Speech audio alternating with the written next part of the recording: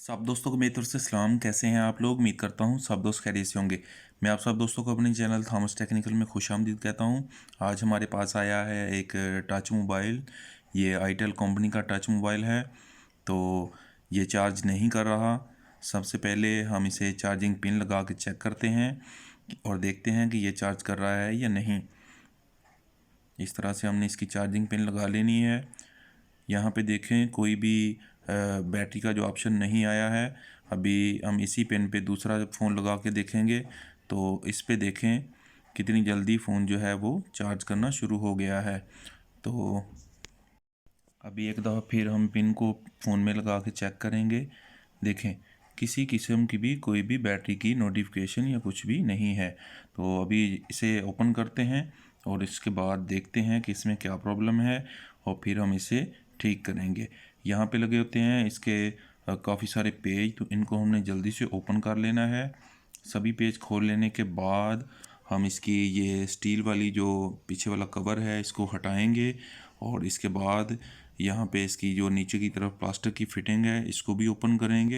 सभी पेज खोल लेने के बाद हमने इसकी ये स्टील वाली शीट जो है पीछे से हटा लेनी है और इसके बाद ओपनर की मदद से या किसी चिमटी की मदद से या किसी भी ब्रीक चीज़ से हमने इसकी ये प्लास्टिक वाली जो बैक वाला कवर है इसको हटा लेना है। इसके अंदर एक स्पीकर लगा होता है और इसके अलावा यहाँ पे नेटवर्क के लिए ऊपर की तरफ इसके सिग्नल वाली एक कॉपर की शीट लगी होती है, तो इसको हटा लेना है।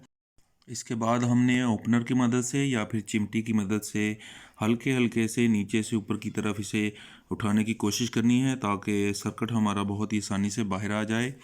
लेकिन बाज़ दफ़ा ऐसा होता है कि यहाँ नीचे की तरफ टेप वगैरह लगी होती है, सॉल्यूशन लगी होती है, तो इस वजह से ये जल्दी ऊपर की तरफ नहीं आ पाता। तो हमने थोड़ा सा हीट दे के उसके बाद इसे ऊपर की तरफ उठा लेना है। तो इस तरह से गर्म हो जाने के बाद ये बहुत ही आसानी से ऊपर की तरफ निकल आएगा। साथ में लगे वाइब्रेटर को भी हमने ऊपर की तरफ उठा लेना है। ये वाली स्पीकर की स्ट्रिप है, ये यहाँ पे नीचे की तरफ इसको स्ट्रॉन्ग वाली टेप लगी हुई थी। इस स्पीकर की स्ट्रिप को हम बाहर नहीं निकालेंगे। हम काविया की मदद से इसे सोल्ड करके ऊपर की तरफ उठा के इसे अपने चार्जिंग वाले हिस्सा से अलग कर लेंगे। तो इस तरह से हमारा चार्जिंग बोर्ड जो है वो मोबाइल में से अलग हो गया है। अभी चार्जिंग बेस को हमने एक जगह पे फिक्स कर लेना है और इसके बाद हमने इस पे लगानी है फ्लक्स पेस्ट और इसके बाद इसे हीट देनी है। एयर को हमने 4 नंबर पे रखना है और हीट को हमने फुल कर देना है। यहाँ पे हम एयर को तेज़ भी कर सकते हैं, लेकिन इस दौरान एक नुकसान होता है कि साथ में लगा माइक जो है वो ओवर हीट होने की वजह से उसकी कॉइल जो है वो ख़राब हो जाती है और उसकी जो आवाज़ आगे जाने वाली है वो बंद हो जाती है। अभी जैक वाले हिस्सा को हम काविया की मदद से और शक्कर की मदद से इसके जैक वाले पॉइंट को अच्छी तरह से यहाँ से साफ़ करेंगे। तो इस तरह से हमने उस जगह को थोड़ा सा सोल्ड कर लेने के बाद शक्कर की मदद से उसके सभी जो सोल्ड होने वाली पॉइंट हैं उनको खाली कर लेना है। अगर आपके पास शक्कर नहीं है तो आप सोल्डरिंग विक की मदद से भी इसे क्लीन कर सकते हैं। डीसोल्डरिंग विक की मदद से ये बहुत ही अच्छे तरीके से पॉइंट खाली हो जाते हैं और बहुत ही अच्छे तरीके से साफ़ हो जाते हैं। आप किसी भी मोबाइल का चार्जिंग जैक जब चेंज करते हैं तो आपने यहाँ पे एक चीज़ का ख़ास ख्याल रखना है कि जैसी चार्जिंग बेस हमने बोर्ड में से अलग की है उसी तरह का ही चार्जिंग बेस हमने वहाँ पे लगाना है। अगर आपके पास सेम उसी तरह का चार्जिंग बेस मौजूद नहीं और किसी और टाइप का मौजूद है तो आप उसे भी लगा सकते हैं। लेकिन एक चीज़ का आपने ख़ास ख्याल रखना है कि जैसे पहले जैक के चार्जिंग वाले पॉइंट थे नेगेटिव और पॉजिटिव, उनका आपने आपने उनको चेक करके लगाना है। जिस तरफ का पॉजिटिव होगा आपका नया जैक वाला भी पॉजिटिव उसी तरफ ही होना चाहिए। अगर उसके कनेक्शन उल्ट हुए तो इस तरह से हमारा चार्जिंग आईसी ख़राब हो सकता है, हमारा फ़ोन ख़राब हो सकता है। चार्जिंग बेस को अपनी जगह पे सेट करने के बाद सभी साइड से हम इसे चारों तरफ से अच्छे तरीके से सोल्ड करेंगे ताकि ये अच्छे तरीके से यहाँ पे फिक्स हो जाए। इसके बाद हम इसके पीछे वाले पॉइंट को भी अच्छे तरीके से काविया की मदद से सोल्ड कर लेंगे। सभी पॉइंट को हमने अच्छे तरीके से सोल्ड करना है। देखें चार्जिंग बेस हमारी बहुत ही अच्छे तरीके से सोल्ड हो गई है। तो अभी जिस तरह से हमने इसे खोला था उसे वैसे ही बंद कर देंगे।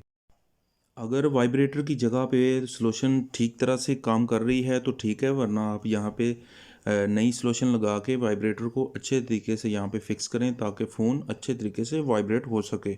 उसके बाद स्पीकर वाले पॉइंट को हमने दोबारा से सोल्ड करना है और इसके सिग्नल वाली वायर को भी अच्छे तरीके से लगाना है। जिस तरह से हमने फ़ोन को खोला था उसी तरीके से ही अच्छी तरह से इसे दोबारा फिटिंग करनी है। फ़ोन को बंद करने से पहले अभी एक दफ़ा इसे टेस्ट कर लेते हैं। देखें चार्जिंग इसकी स्टार्ट हो गई है। यहाँ पे देखें बैटरी का ऑप्शन भी आ गया है कि चार्जिंग इसकी स्टार्ट हो गई है। अभी जल्दी से सभी पेज को हम लगा के यहाँ पे इसे फिटिंग कर देंगे। फाइनली काफ़ी मेहनत करने के बाद फ़ोन हमारा अभी चार्ज कर रहा है। अभी 1-1.5 घंटा इंतज़ार करने के बाद फिर से फ़ोन हमारा नॉर्मल कंडीशन में आ जाएगा। तो इस तरह से हम इसे लॉन्ग टाइम चला सकेंगे। तो मुझे उम्मीद है कि आप सब दोस्तों को ये वीडियो पसंद आई होगी। वीडियो पसंद आई है तो इसे लाइक करें, चैनल पर नए हैं तो चैनल को सब्सक्राइब करें और अपने दोस्तों के साथ वीडियो को शेयर भी करें। अपना बहुत सारा ख्याल रखें और उन लोगों का भी ख्याल रखें जिनका कोई ख्याल नहीं रखता। तो मिलते हैं नेक्स्ट वीडियो में, तब तक के लिए खुदा हाफिज़।